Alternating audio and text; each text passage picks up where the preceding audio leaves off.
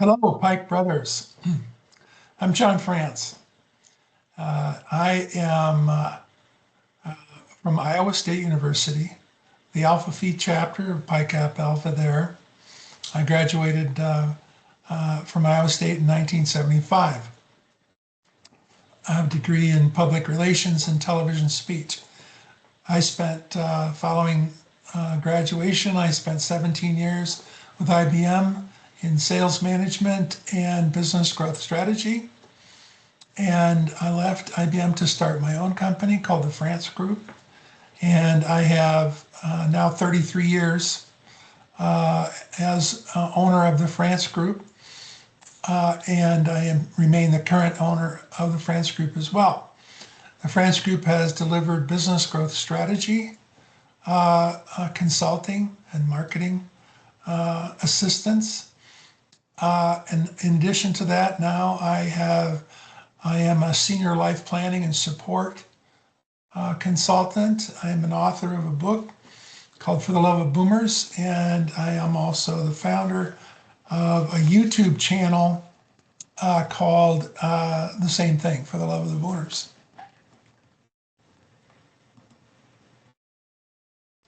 So I'm going to talk to you informally, and I know many of you are much younger than me.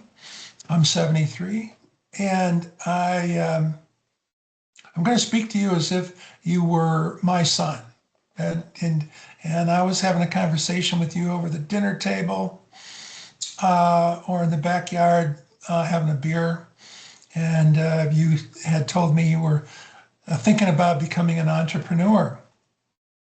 And so what I have prepared to talk about is informal. It's wisdom from reality. I've lived this life, and so I'm going to offer you up what I have to offer. And I hope it's of use to you at some point in your life. So let me just dive in. So you want to be an entrepreneur. That's cool. Good for you. You know, I think some people have a desire to lead, to build something. Some people don't. Most people like to follow, would rather follow than lead. But lucky for us, there's a part of the population that wants to lead and build something. That's a very noble dream. And it's worthwhile. I'm going to talk to what's the payoff for being an entrepreneur, and followed by some reality setting ideas that I would like to share as well. So to begin with, what I really enjoyed about and continue to enjoy about being an entrepreneur and owning my own company is it's my opportunity to deliver on my dream of what on products and services that work.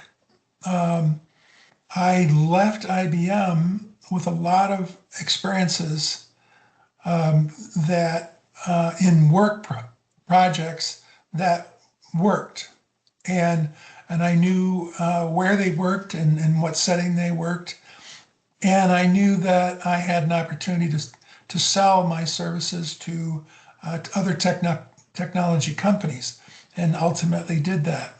The Frantz Group has done business with Fortune 500 tech firms like Oracle, SAP, Infor, but we've also done business with startups, and I really get a kick out of both of those kinds of experiences. But what I was delivering on was my dream of the right way to do business growth from a marketing and a sales point of view. So the cool thing about owning your own business is it gives you space to deliver on your vision. and it's um, it's it has a really can have a really good income for you in good times. And we'll talk about in bad times, but in good times you can make far more money than you would have made working for someone else. You also, when it's your company, your customers are your customers. You own their future in your hands when you do things for them that are strategic. You also own your employees. You own their future. You are, in fact, partially responsible for them having a valuable career and valuable skills, and for a direction that will serve them and their families for a long time.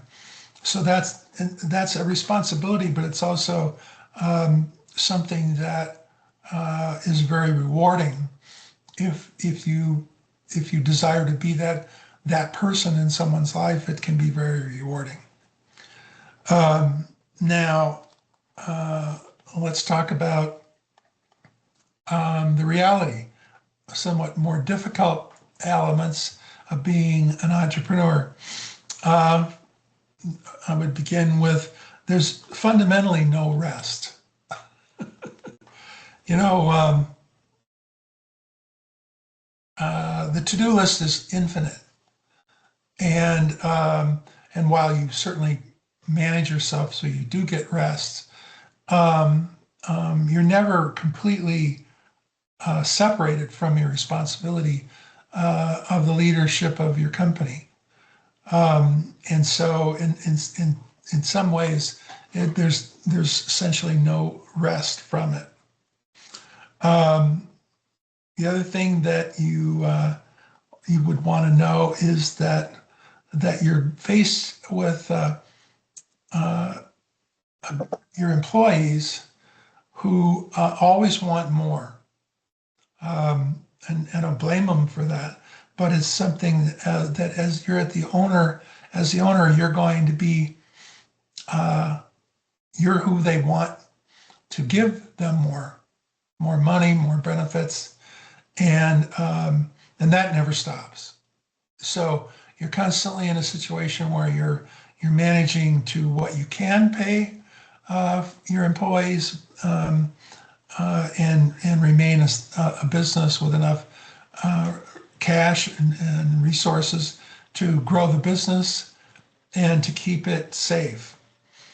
You also are faced with customers who always want more.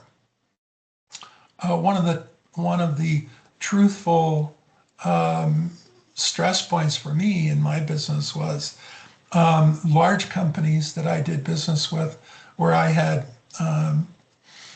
often as many as 100 people on their project. They want to pay less for what you do. They have purchasing departments with infinite number of employees that are there, and their mission is to force you to sell your product for less. And you are in that position where, do I sell my product for less? Can I continue to run the business if I sell it for less? And that's tough, because if you say, this is not healthy for me,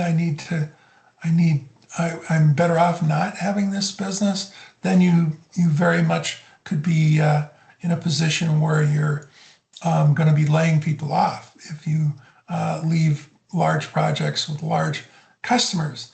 So that's a stressful thing. So you have to handle the balance of you're essentially the shepherd for your employees, while at the same time you need to take care of yourself. And so that's an ongoing work that you have to do.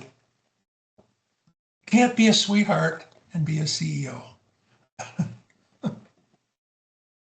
It's, you'd really like to, at least for me, I would like to be a sweetheart. I couldn't be a sweetheart all the time, couldn't give everybody what they wanted, and still have a company. So you have to deliver the hard news and deal with that. You're going to have debt that you're responsible for.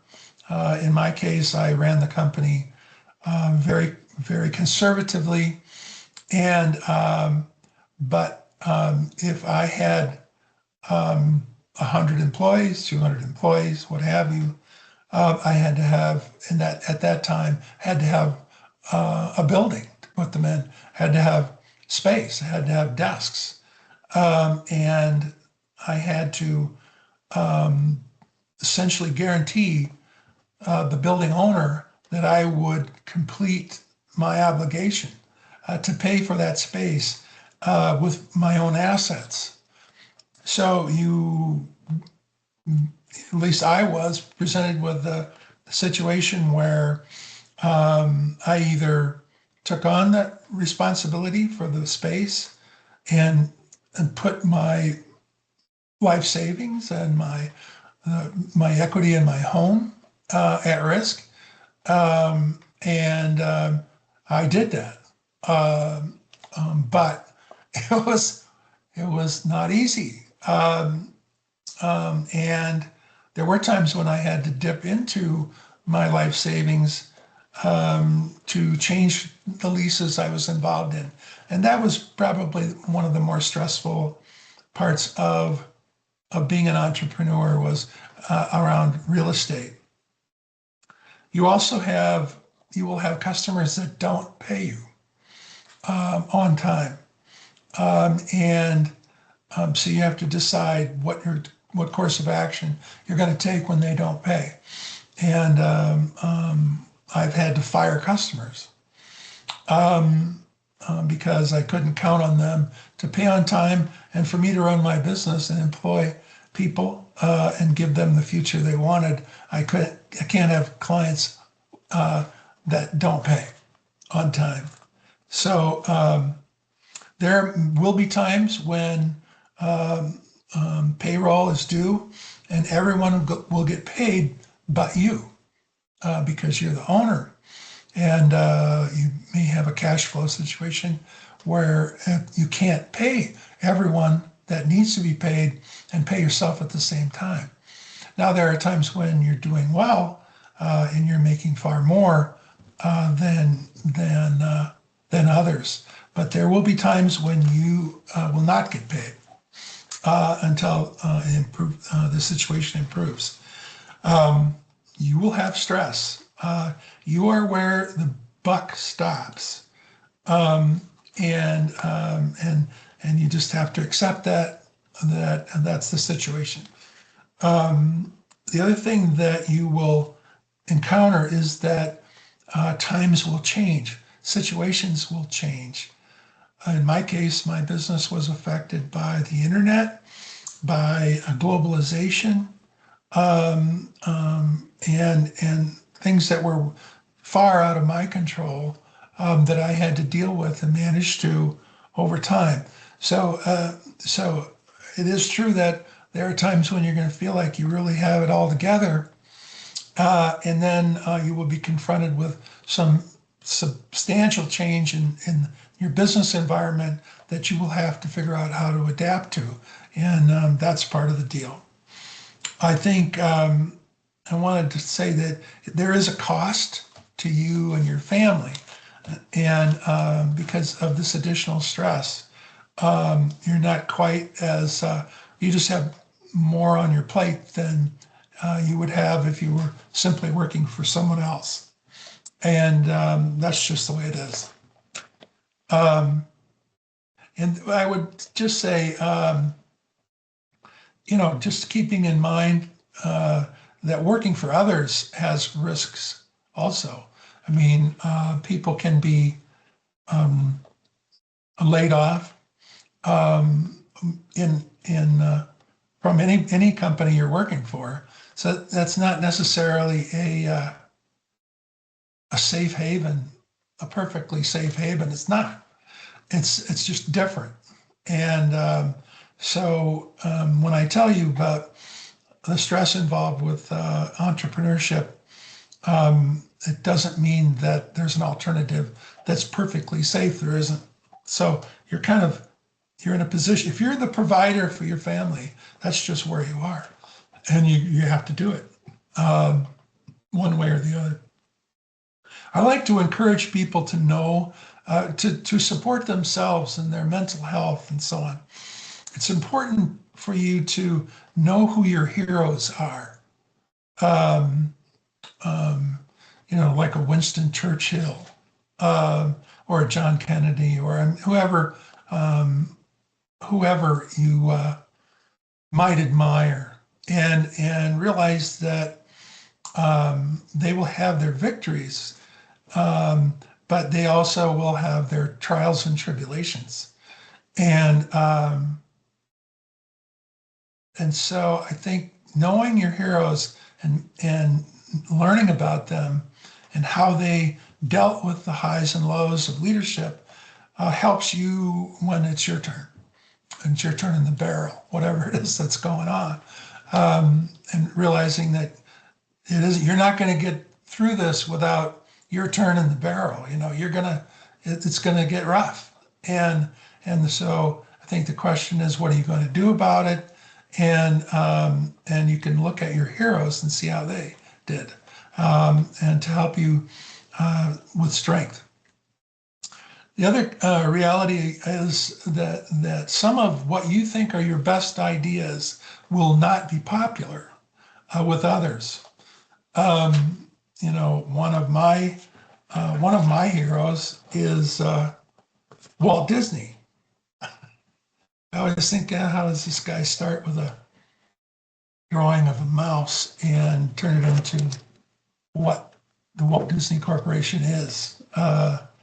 One of the stories of Walt Disney is that when he wanted to build Walt Disney World, everybody's aware of Walt Disney around the globe. His company, his closest advisors, all advised him not to do it, and that there was too much risk to do it. And he was already had Disneyland that was successful, making money, serving its purpose, and it would have been easy to be comfortable in staying at that size, but his vision was bigger. His vision was, a global Walt Disney World. And to his credit, he held to his conviction, to his vision, and he passed away before the first Walt Disney World was opened. And there was the comment made that it's too bad that he didn't live to see it. But his closest friends and family knew that he did see it. He saw it. He created the vision of it, and did live beyond his lifetime. So just keep in mind that what you might think is a brilliant idea may not look like it's brilliant to other people that are potentially really close to you. And but if you really believe in it, then, and if you accept the risk of it, then you should make whatever decision you decide. But just don't expect that everyone's going to love all your ideas, even though they might be totally brilliant as far as you're concerned.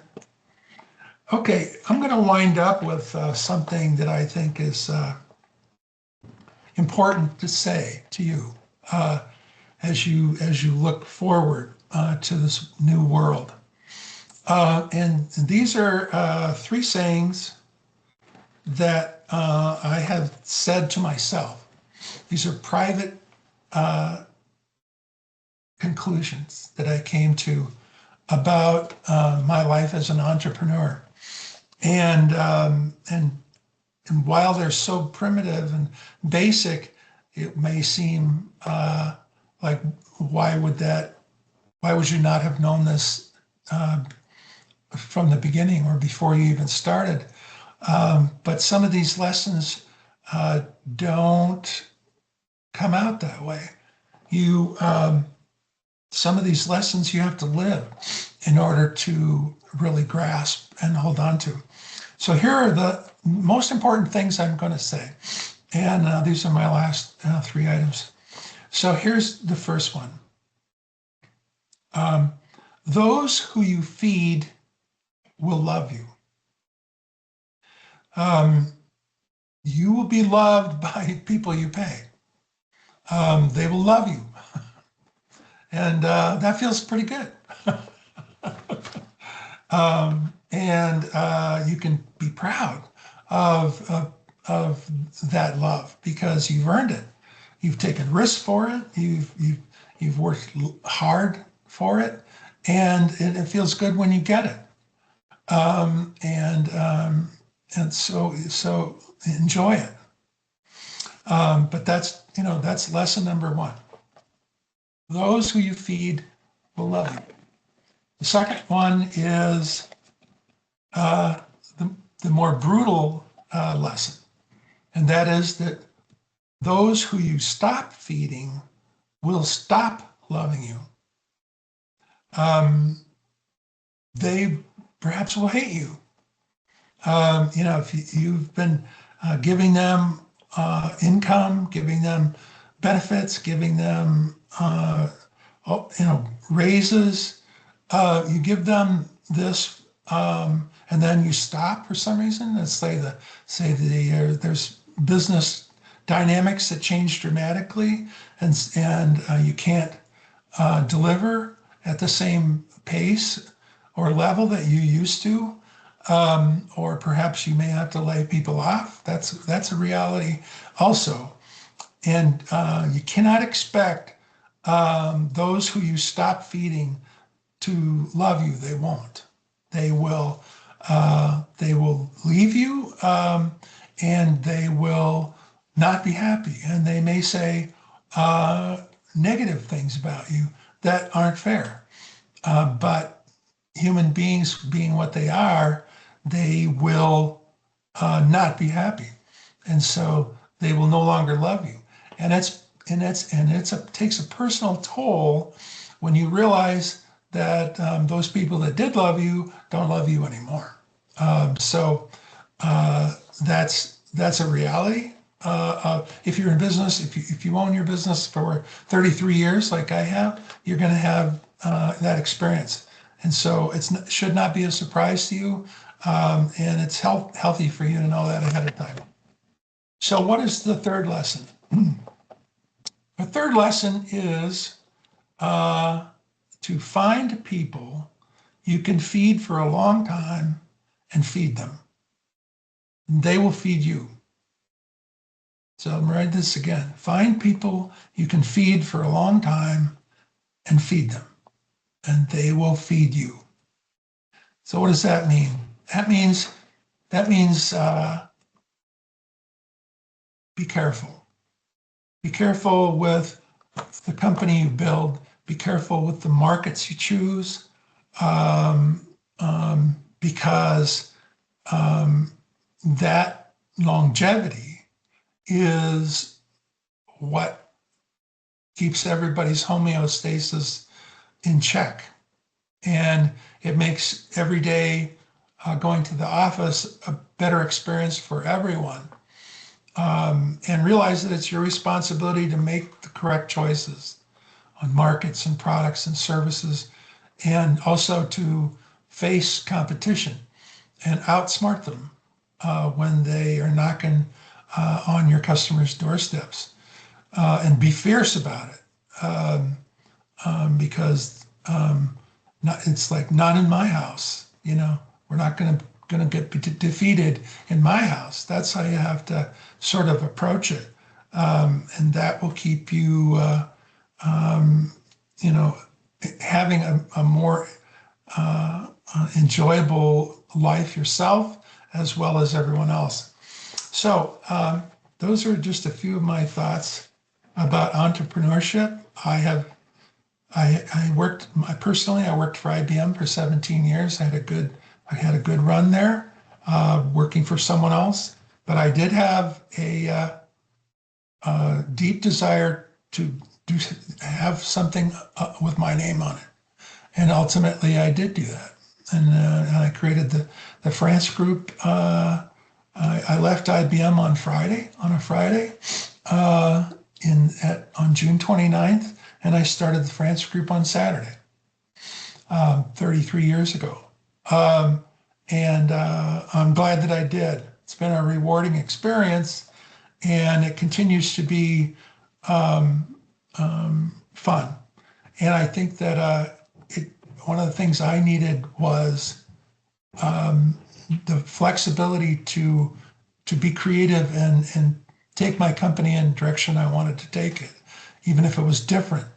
And so if you like that ability, you've got it if your name's on the door and you own the company. So I wish you all the best. And I'm sure you'll be wildly successful. But thank you for watching. Talk to you later. Bye-bye.